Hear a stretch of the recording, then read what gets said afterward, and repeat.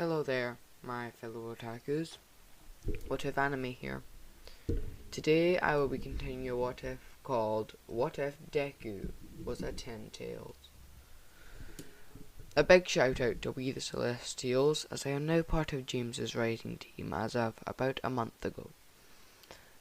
Also, I'd like to mention that I am currently trying to improve my audio, but my strenuous efforts are not as reciprocated by the world as I feel they should be.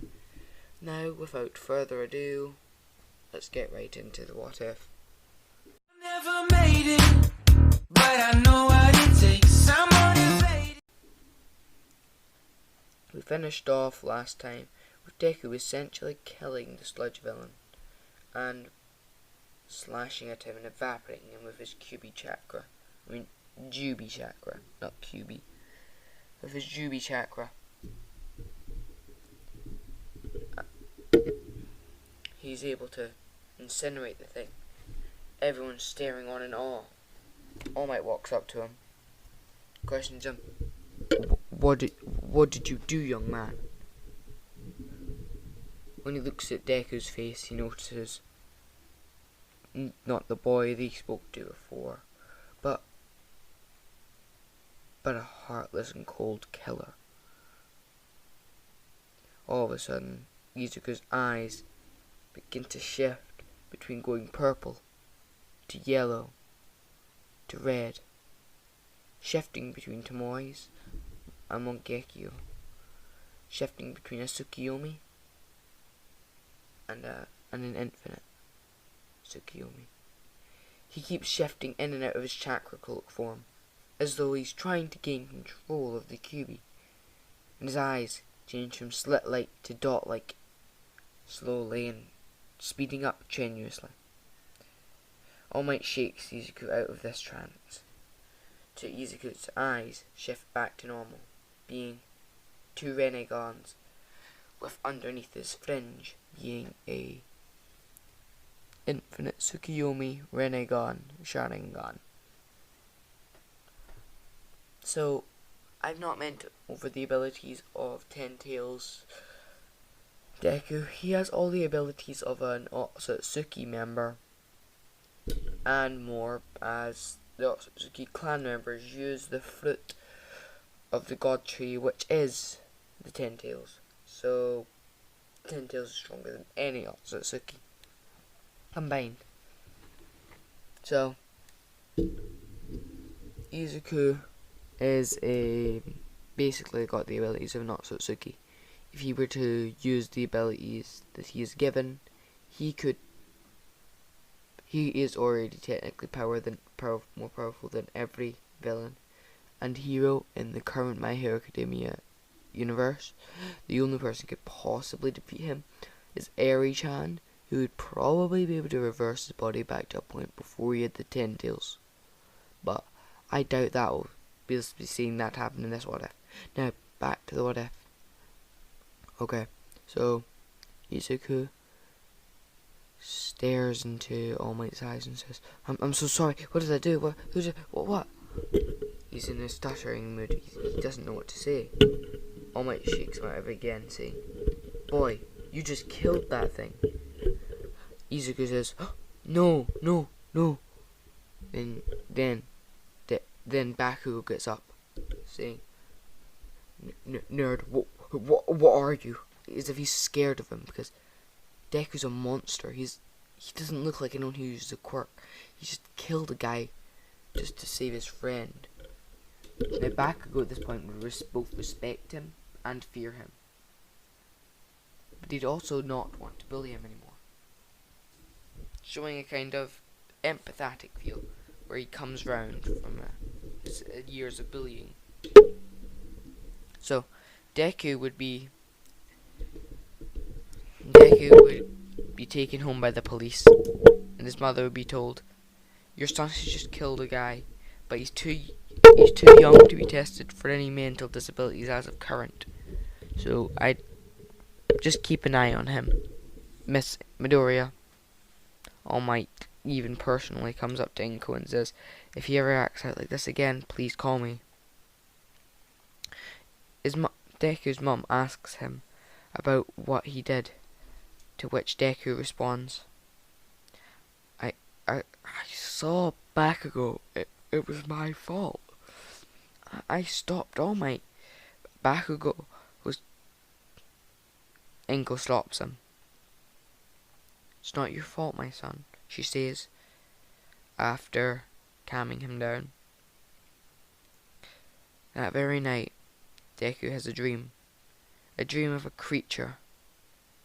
A tendril-like creature that shifts between a tree and a monster behind a massive gate. A floodgate almost. The creature doesn't appear to be sentient, but Deku, being the person he is, tries to make friends of it, to which it reacts kindly. Now, unlike the Kyuubi, the Jubi is not very intelligent and is able to use multiple different abilities, including the infinite Tsukiyomi, which entrap people in an infinite illusion for the rest of their lives, or for everyone's lives, by broadcasting a normal Tsukiyomi into the sun, or the moon, or at any light level. A person can take control of the entirety of the known universe.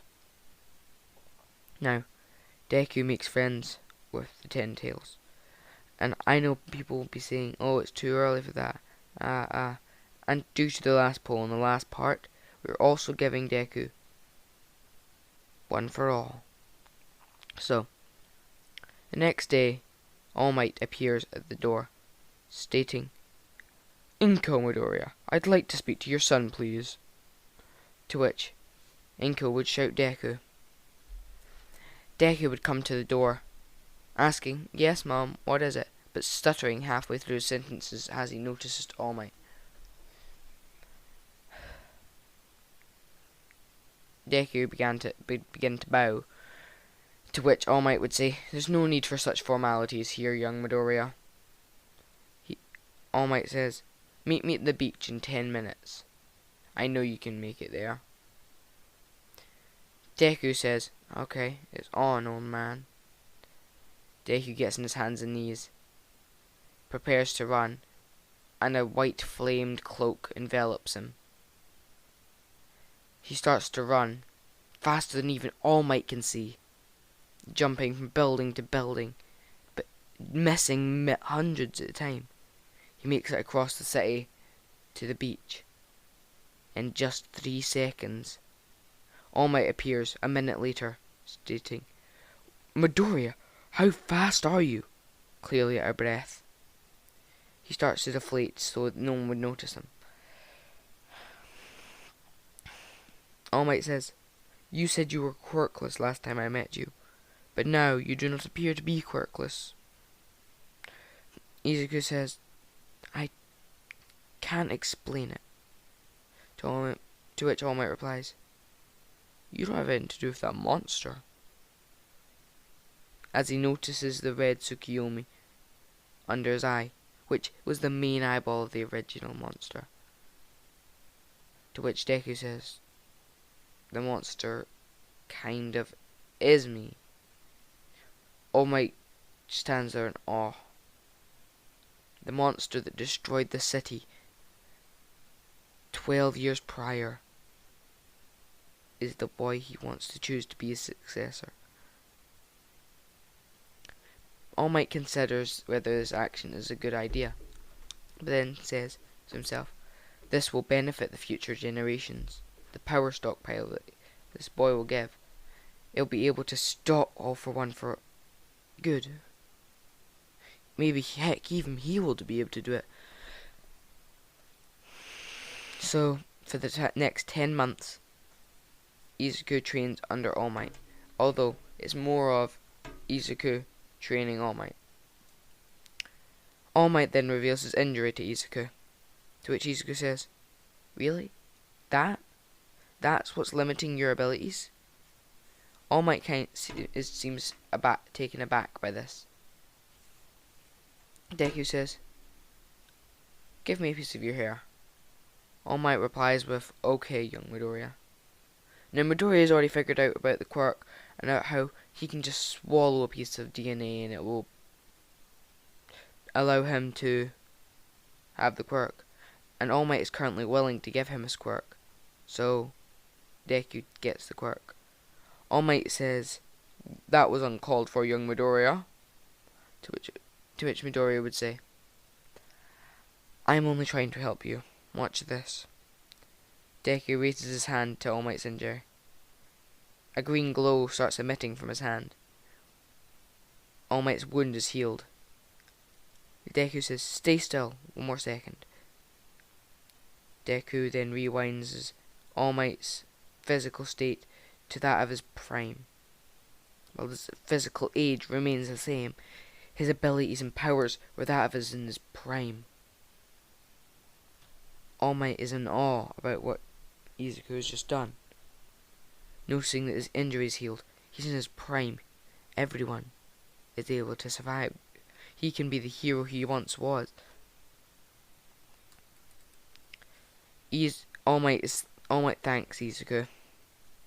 And that's where I'm going to end off today, guys. Sorry there was no action in this part, but I really want to leave that for the next part. So we're going to we're going to go over the UA entrance exams, the USJ attack, and the start of the sports festival. So tune in next time, and goodbye.